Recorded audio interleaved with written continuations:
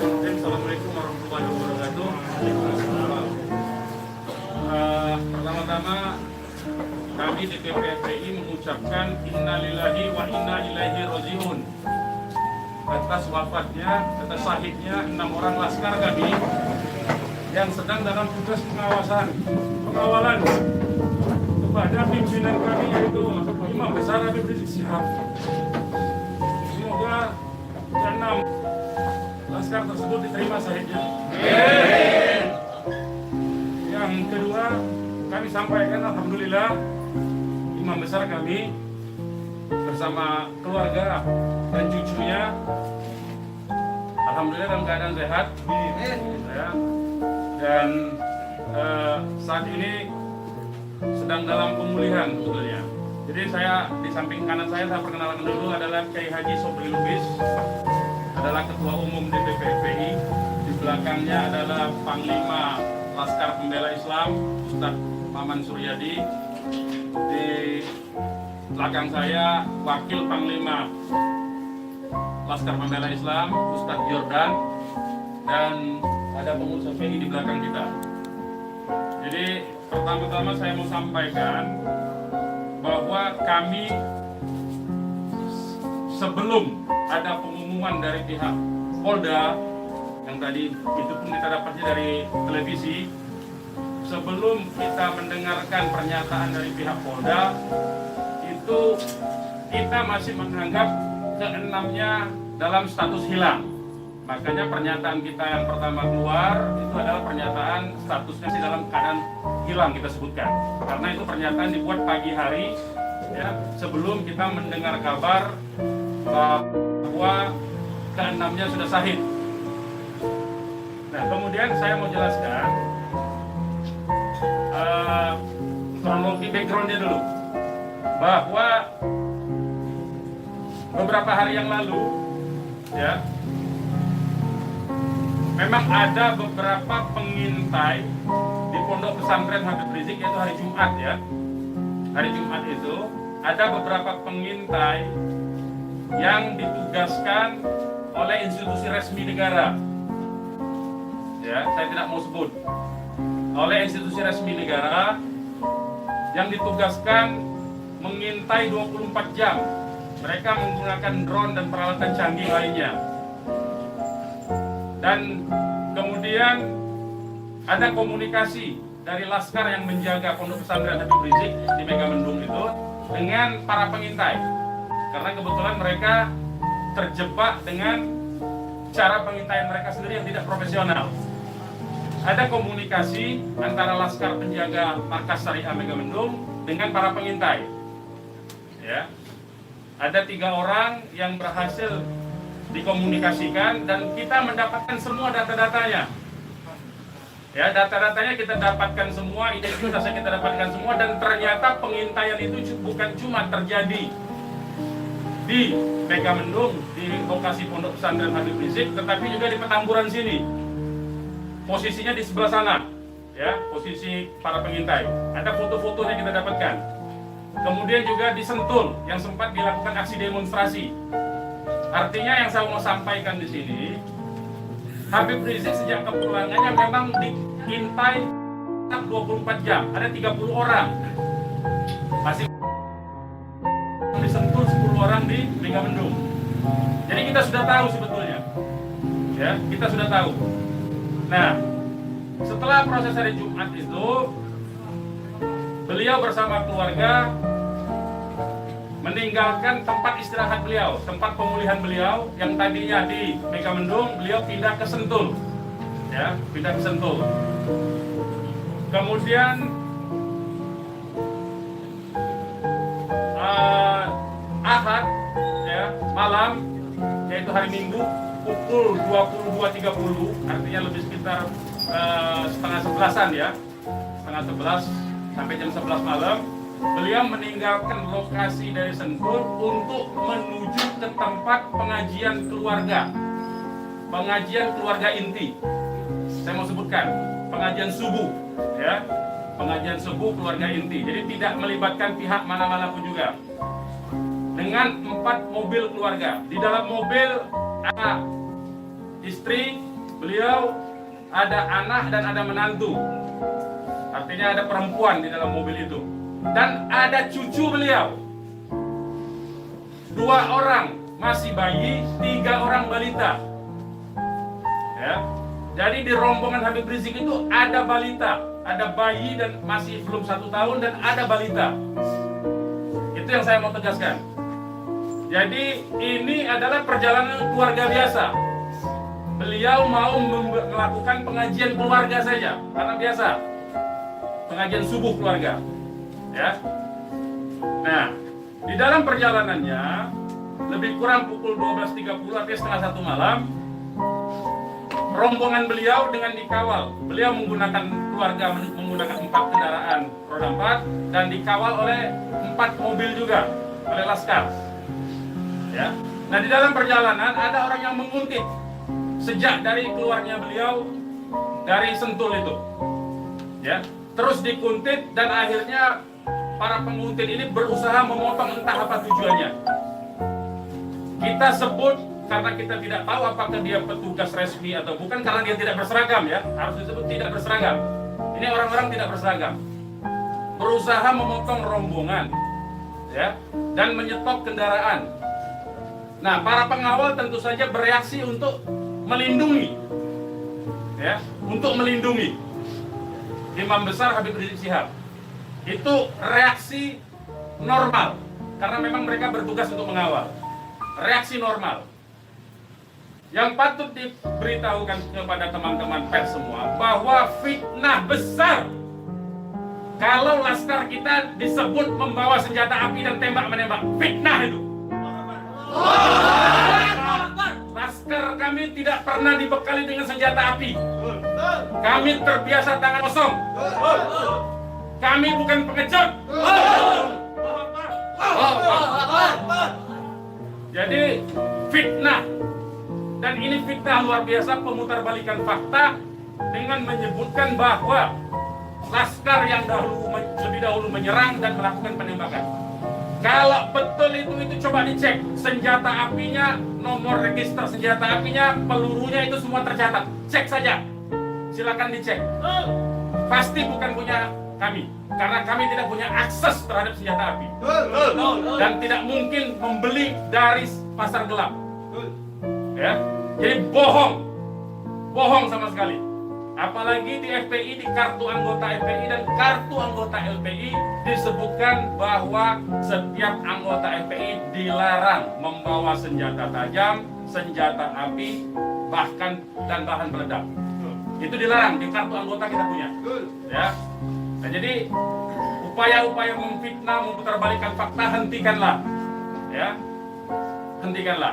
Nah, kemudian kejadiannya, ya, kenapa kami menyatakan laskar kami dalam keadaan hilang? Karena memang kami belum tahu keberadaannya di mana. Itu membuktikan bahwa mereka dibunuh dan dibantai.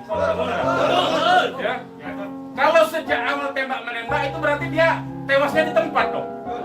Tewas di tempat pasti banyak. Semalam saya sendiri sampai jam 3 sudah ngecek dengan teman-teman yang di lapangan, tidak ada jenazah di situ, tidak ada keramaian di situ. Yang ada justru petugas aparat setempat yang ada di lokasi yang diperkirakan di sekitar pintu tol Karawang Timur. Ya, di tengah malam itu saya suruh cek. Begitu saya mendengar ada berita terjadi ada laskar kita yang ditembak, kita suruh cek ke pintu tol Karawang Timur. Ternyata tidak ada mobil laskar di situ. Mobil laskar tidak ada, jenazah tidak ada. Kalau itu memang tembak menembak dan tewas di tempat, itu pasti ada jenazah di situ. Pasti membutuhkan proses lama untuk evakuasi di situ. Tetapi ini tidak ada. Dan bahkan saudara-saudara perlu ketahui, teman-teman media, sempat salah satu laskar mengirimkan voice note rintihan dari salah satu laskar kita yang ditembak. Itu artinya apa? Itu artinya laskar kami dibawa ke satu tempat dan dibantai di tempat itu. Dibantai di tempat lain. Itu artinya. Dan kemudian waktu kemudian setelah voice note terkirimkan, tidak ada lagi HP dari laskar 6 orang itu yang aktif kita hubungi. Kita sudah cari sampai pagi tadi, sampai siang tadi sebelum pengumuman dari pihak Polda, kita sudah cari kemana-mana, ke rumah sakit kita cari, ke kantor polisi kita cari, karena kita anggapnya itu orang hilang. Dan ternyata kemudian ada pengumuman bahwa seperti yang dinyatakan fitnah yang menyatakan tembak menembak itu. Ya. Nah, jadi sekali lagi saya mau katakan tidak betul ya, berdasarkan fakta-fakta dan kronologi yang saya sampaikan bahwa terjadi tembak menembak dan Laskar memiliki senjata api itu tidak betul sama sekali. Itu fitnah besar terhadap kami, fitnah besar terhadap umat Islam. Kami anggap itu upaya memutarbalikkan fakta yang tidak pada tempatnya. Saudara-saudara harus diperhatikan, ini 6 orang ya, 6 orang wafat dibantai, keluarganya ada 1 di dalam, ya, ibunya ada 1 di dalam, ada 1 orang tuanya laki-laki sedang sholat di masjid, ya. Ini anak-anak kita tahu persis, anak-anak ini hanya bentuk kecintaannya mengawal pimpinan kami, imam besar, hanya bentuk pengabdian, tidak memiliki agenda apapun, tidak memiliki senjata api, tidak memiliki bahan peledak dan segala macam bentuk senjata lainnya. Dari kami, saya kira itu. Ketua Umum silakan kalau ada yang mau menyampaikan. Silakan. Bang, ya. Untuk pengecekan CCTV di lokasi sudah dipinta? Belum kita lakukan karena kita ini masih sibuk sampai dengan siang tadi sebelum ada pengumuman dari pihak Polda, kita masih sibuk memastikan keberadaan 6 orang tersebut. Ya, jadi kita belum ngecek kemanapun, kita masih menelusuri kemana-mana tempat dari kemungkinan itu dibawa, yaitu apakah rumah sakit karena kita mendengar ada voice note yang tertembak kan, rintihan dari salah satu korban yang ditembak, masih sempat didengarkan oleh Laskar yang tetap mengawal, ya. Dan kita belum mengetahui itu sampai hari ini, bahkan sampai detik ini kita belum mendapatkan akses terhadap jenazah. Itu yang patut dicatat. Kita tahu bahwa mereka 6 orang Laskar ini yang syahid ini adalah wafat, baru tahu dari pengumuman, ya, dari pihak kepolisian. Jadi itu yang perlu saya sampaikan. Tapi posisi 6 ini gimana sekarang Bang, udah diketahui? Sampai hari ini saya belum tahu. Kita belum mendapatkan informasi. Ini menunjukkan bahwa bukti konkret bahwa jenazah ini dalam kontrol dan kendali penuh, artinya kan. Kalau memang itu tembak menembak biasa, tentu itu ada di masyarakat lain. Tentu masyarakat sudah sibuk, sudah ramai di situ. Ini sampai sekarang ini kami tidak mendapatkan akses di mana keberadaan jenazahnya, ya, kondisi lukanya di mana tembak menembak, berapa lubang pelurunya, kami tidak tahu. Hanya satu-satunya sumber informasi baru bahwa dinyatakan bahwa tewas. Ya. Bang, untuk yang 4 orang Bang. Penjelasan yang Bapak bilang tadi yang terkait di tol Japek itu berarti Bapak melihat sendiri bahwa tidak sempat terlihat adanya mayat dalam. Saya tidak melihat sendiri, tapi kita tugaskan ada Laskar kita untuk ngecek mulai dari pukul 1:30 ya sampai pukul 3 sampai menjelang subuh kita cek. Gitu. Tidak ada di situ peristiwa tembak.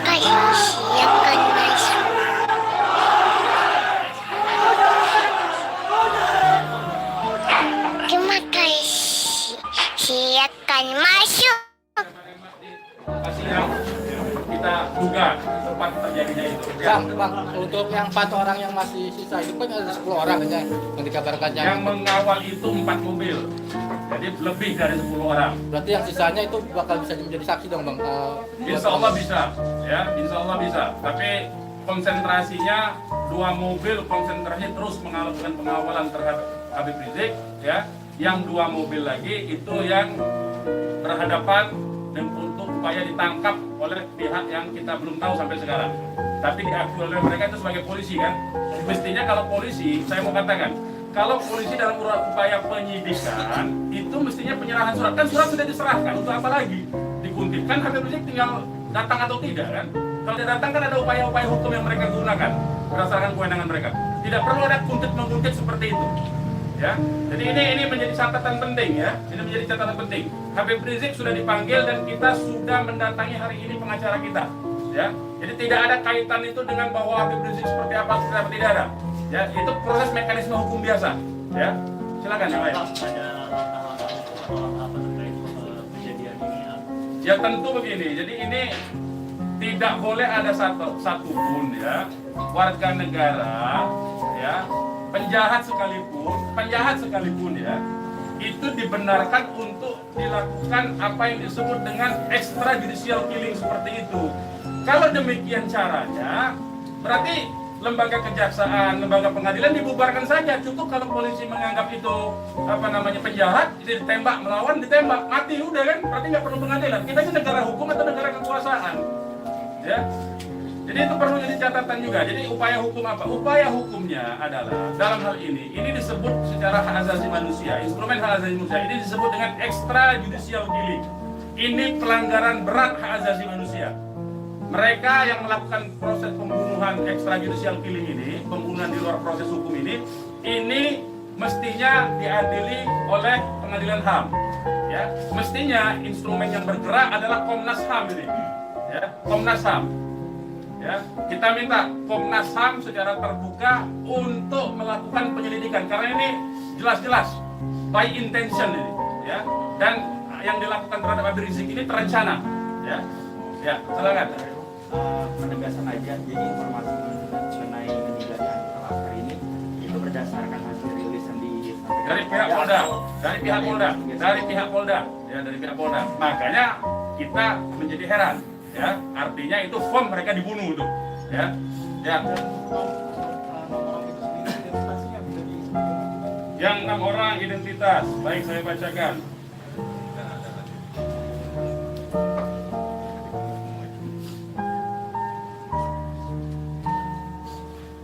Saya bacakan nama-nama laskarnya ya. 1 Faiz, ini nama panggilan, kita belum cek nama aslinya ya. Ini baru nama panggilan dari teman-temannya yang mengabarkan.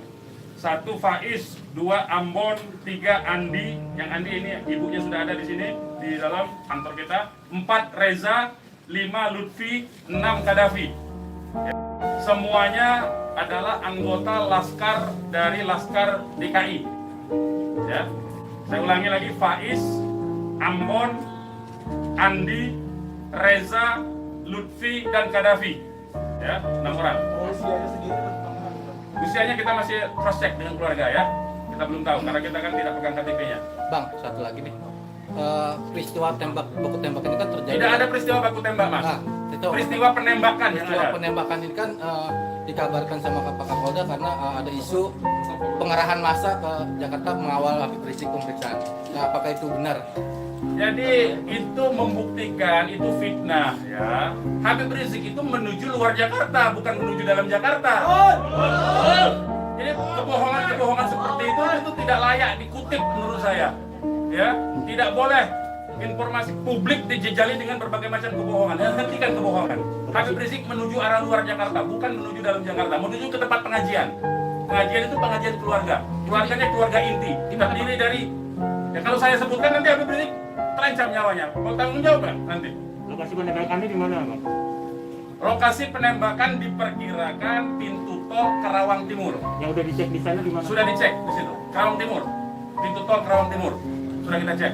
Berarti kalau dari rombongan HRS sendiri nggak ngelihat ada tembak menembak di situ ya Pak? Yang tiba-tiba Tidak ada, memang tidak ada tembak menembak. Ya, memang tidak ada tembak menembak. Sudah saya katakan berulang-ulang, tidak ada tembak menembak. Kalau bahasanya tembak menembak, itu artinya dua belah pihak memiliki senjata api yang sama. Jadi kayak saya mohon lah ya, penggunaan diksi ini, kita didiklah masyarakat ini, didiklah publik ini, edukasilah publik ini dengan fakta yang sesungguhnya. Dari kami menyatakan tidak ada tembak menembak. Kalau konotasinya penggunaan diksi tembak menembak itu dua belah pihak saling memegang senjata api. sempat mendengar senjata api dari polisi atau apa? Bagaimana? Salah satu mobil sempat terkena sempi dan sebagainya Pak. Bukan salah satu mobil, 6-6-nya udah tewas sekarang dinyatakan sendiri oleh mereka. Mengakui. Dilihat 4 rombongan itu Pak, 4 mobil itu Pak. Satu mobil. Ya sudah saya katakan tadi, yang mengawal Habib Rizik ini 4 mobil.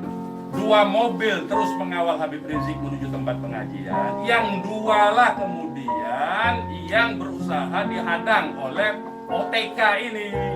Begitu saudara. Ya. Kemudian terjadilah upaya-upaya penangkapan itu dan ada sekali penembakan di tahap awal itu dan mengenai satu laskar. Satu laskar inilah kemudian yang voice note-nya sampai ke tim yang lain, ke mobil yang satunya. Mobil yang satunya segera katakanlah menyelamatkan diri begitu. Karena ini ada tembakan, itu bukti ya. Saya mau katakan ini ada 2 mobil. Satu mobil dihadang, satu mobilnya kalau betul ada tembak menembak dan laskar FPI punya senjata, tentu dihajar pakai mobil satunya. Ini kan tidak terjadi. Buktinya yang satunya mobil kita, laskar kita menyelamatkan diri begitu loh. Ya, itu faktanya. Jadi tidak ada penggunaan diksi tembak menembak. Penembakan yang ada itu. Penembakan oleh siapa? Sementara ini mereka mengakui bahwa itu dari pihak mereka. Dengan tadi pernyataan kan, jelas kan? Mereka sendiri yang mengakui. Tadinya kita anggap itu OTK, tapi sekarang sudah diakui. Ya. Nah, karena ini aparat negara yang melakukan, maka ini disebut pelanggaran hak asasi manusia yang berat, begitu.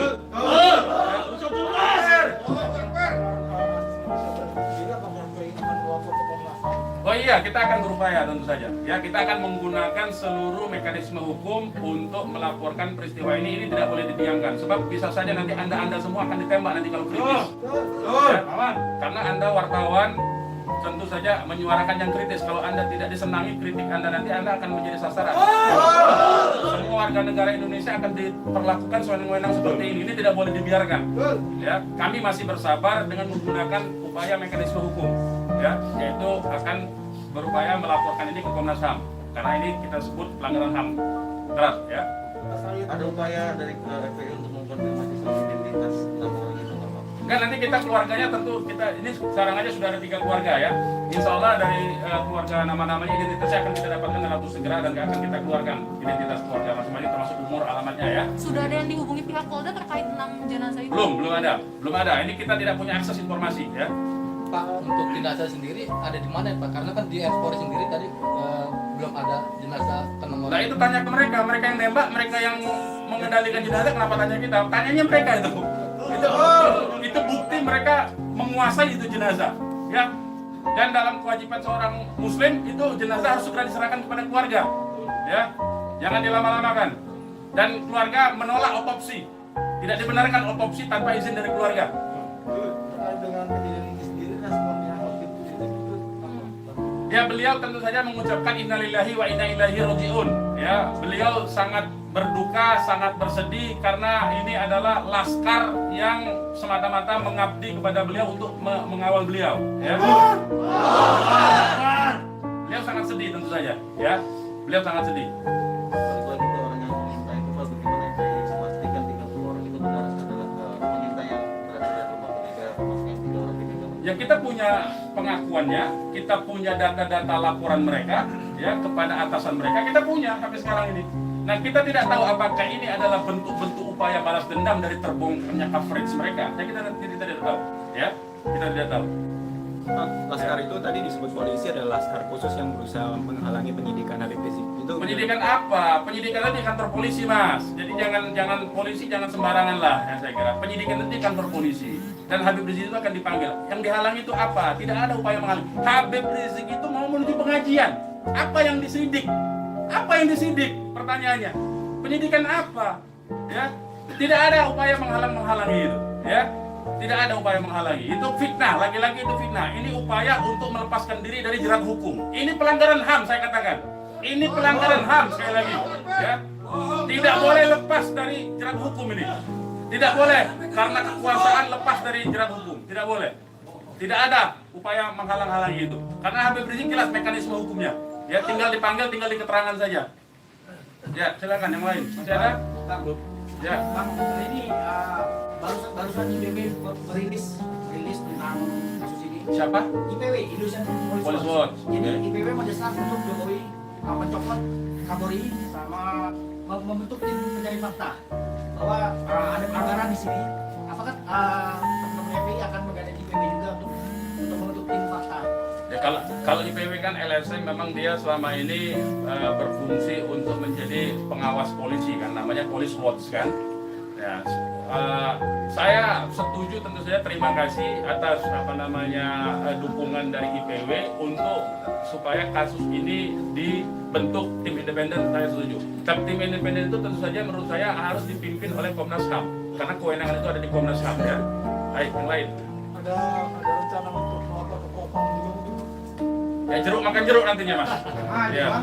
Jeruk makan jeruk. Nah, ya. Dan ini yang jelas ini saya katakan ini ada unsur dugaan kuat pelanggaran hak asasi manusia yang berat. Ya. Karena dia pelanggaran hak asasi manusia yang berat, maka kewenangan itu ada di Komnas. Ya. Bukan lagi di Propam. Kalau Propam itu sekedar profesi saja. Ya. Oke, yang lain kalau tidak ada kita ini. Bang. Ya, ini mungkin insya Allah Ta'ala kita akan masukkan juga untuk bisa membuat tim pencari fakta dari DPR dan seluruh instansi yang terkait dan supaya tim independen bisa segera dilaksanakan, bisa terlaksana dengan yang berwibawa, dengan banyak instansi sehingga kita bisa melihat meminimalisir celah-celah kebohongan ya.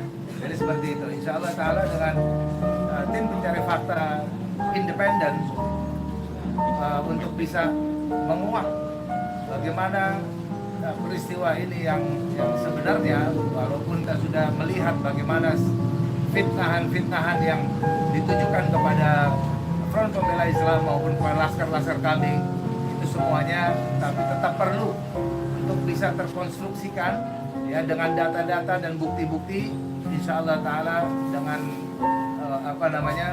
keterbukaan dan juga dengan rasa keadilan, insya Allah Ta'ala. Oke. Silakan yang lain teman-teman kalau masih ada. Sekarang Pak Habib Rizik posisi sedang di mana? Oh, kalau kami kasih tahu nyawa Habib Rizik yang terancam. Mohon maaf ya. Kita tidak bisa kasih tahu soal itu. Baik, yang lain nggak ada? Baik, kepada teman-teman media sekali lagi saya ucapkan terima kasih yang banyak ya, jazakumullah khairan jaza atas profesionalisme ya, terus cek cover both side dari teman-teman, karena memang pemberitaan tidak boleh berdasarkan hanya satu pihak saja. Kami hanya menuntut kemukakanlah fakta dengan apa yang sesungguhnya dari kedua belah pihak. Nanti masyarakat yang akan menilai itu ya. Yang jelas penggunaan diksi tembak menembak saya kira harus dihentikan, karena itu adalah framing yang jahat terhadap orang tidak berdosa, yaitu 6 orang yang syahid ini. Demikian dari kami. Terima kasih. Billahi taufiq wal hidayah. Wassalamualaikum warahmatullahi wabarakatuh.